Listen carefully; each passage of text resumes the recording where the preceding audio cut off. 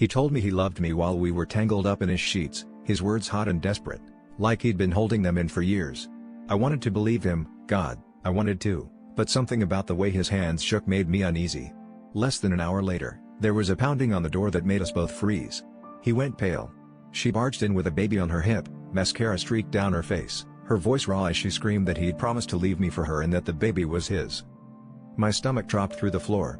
He stood there silent, eyes darting between us, while she shoved a crumpled note into my hands, a note he'd written, promising her a future together. The baby started crying. She kept yelling about all the nights he'd spent telling her I meant nothing, that he was only with me out of guilt or boredom or whatever excuse he'd made up. I felt like I was watching my life break apart in real time, every word she hurled making it worse. I grabbed my things, ignoring his pathetic attempts at explanations. He tried to follow me out into the hallway, swearing it was all a misunderstanding, that he'd never meant for any of this to happen. She laughed, bitter and loud, cradling the baby like a trophy. My mind was racing. How many lies had I swallowed just because I wanted to believe he was different? I could hear them arguing behind the door as I left, her voice rising above his, the baby crying louder.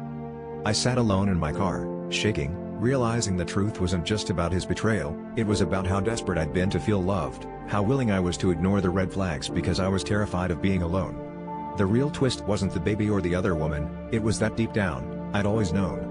I just didn't want to face it until the choice was ripped from my hands.